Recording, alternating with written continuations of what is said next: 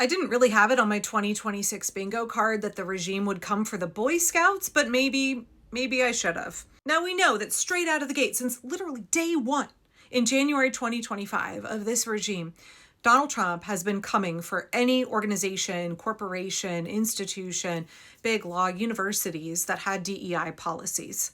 Please understand, revocation of DEI, canceling DEI, just means instituting white supremacy. So it's been pretty clear to a lot of us from day one that the goal of this regime was white supremacy. Goes hand in hand with Christo-fascism, goes hand in hand with the patriarchy. It goes hand in hand with every goal of this regime. There's always some kind of ethnic supremacy that goes along with fascism. After all, you have to have like a master race. You have to have those that are superior, and then you have to have those who are scapegoated. And the goal has to be to make things much more difficult, to dehumanize and to deny opportunity and equity to people who are not part of the all-powerful, right, like white Christian men. And with varying degrees of success, the regime has attacked institutions, corporations.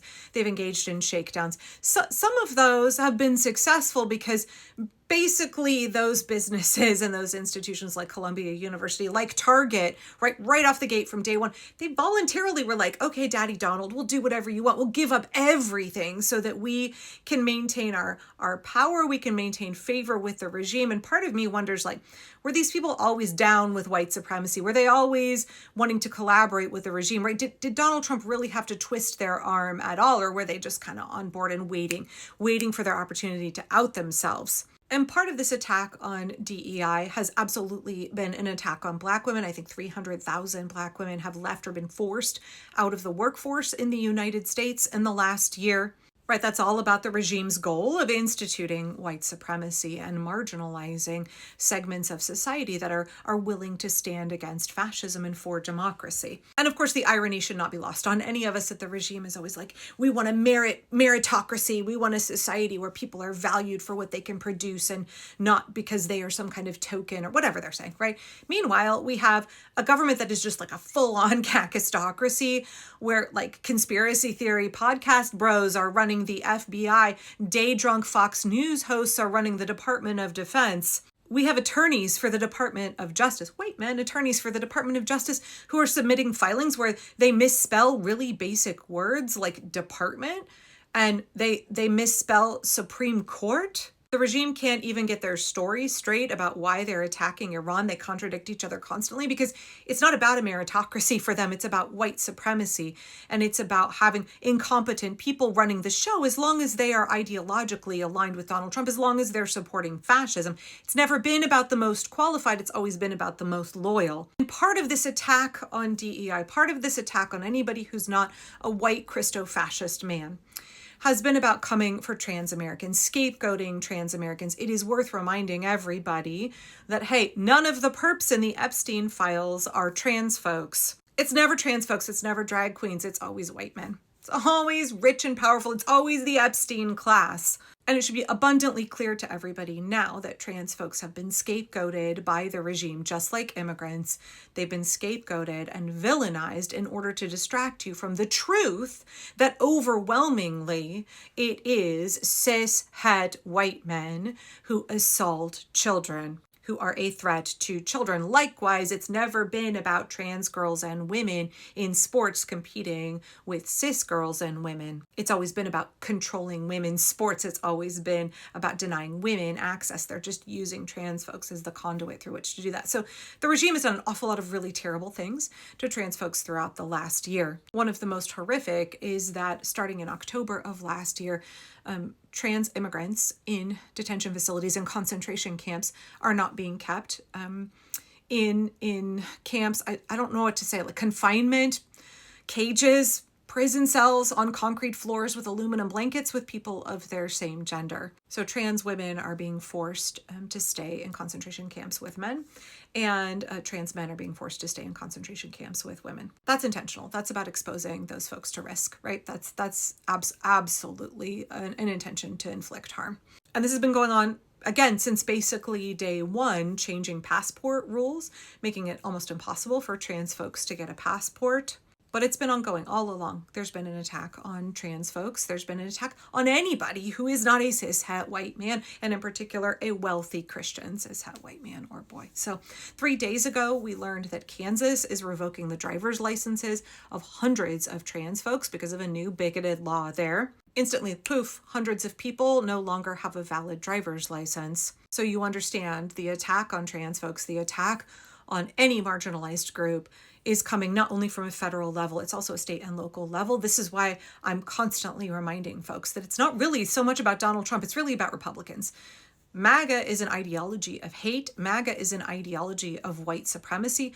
MAGA is an ideology of social control and repression. And it's at every layer of government, state, local, federal. It's everywhere. They have spent decades infiltrating, decades placing themselves in positions of influence all over the country, all over the country. And so we have to understand that this problem is so much bigger than, I think most of us do understand, this problem is so much bigger than Donald Trump. It's a Republican problem. Republicans are a fascist party. They are a party of repression. They are a deeply un-American and deeply undemocratic party.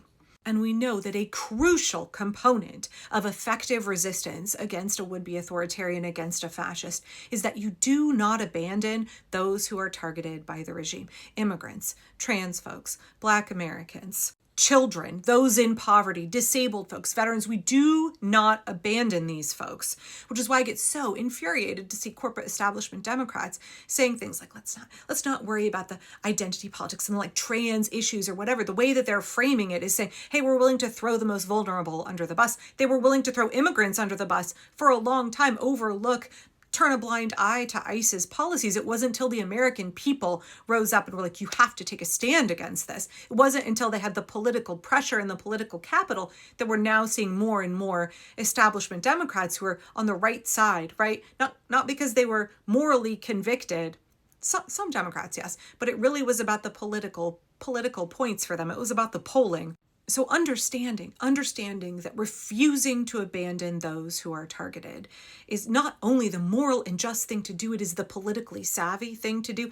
It's a pathway to success for us, because otherwise they're going to creep, right? It's the first they came for poem. If you let them come for the immigrants, if you let them come for trans folks, if you let them dehumanize these people, once they get rid of all of those folks, they have to continue to dehumanize and control and scapegoat. They'll move on to the next group. They'll move on until they get to you, and then you'll be shocked and surprised. So there is the moral and just and compassionate choice to defend the most vulnerable. And then there's the pragmatic choice of understanding that, like, don't be a dumbass. We are all in this together. We either all stand together or they will pick us off group by group, one by one. So to find out, and I'm sorry that I missed this story from a few days ago, there's so much, y'all, and I've been sick. So to find out that the Boy Scouts doesn't seem to understand this, that the Boy Scouts have now bent the knee to the regime after the regime came for them for their DEI policies is just so heartbreaking. 3 days ago, Scouting America said it will alter several policies at the urging of the Pentagon and Pete Kegsbreath, including reversing their policy supporting transgender children. I'm going to quote this little piece here from The Guardian. Under Hegseth, the Pentagon has taken aim at the military's partnership with Scouting America, decrying its historic rebrand in 2024 from the Boy Scouts and other changes in recent years that he considers part of woke culture that he wants to root out.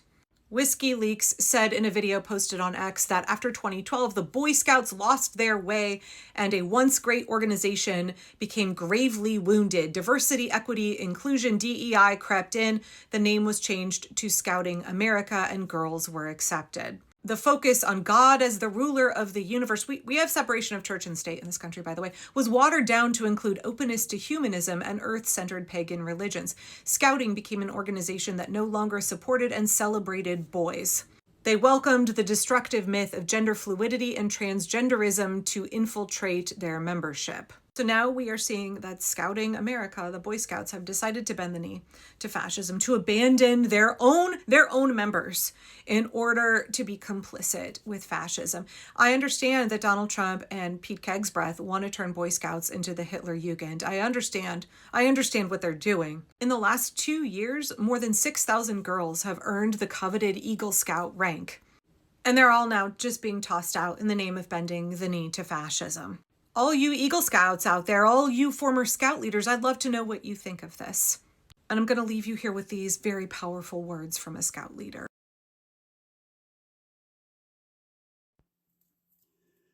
So, Kegstan, the SecDef, has strong-armed the Boy Scouts, Scouts of America, to give in, full capitulation.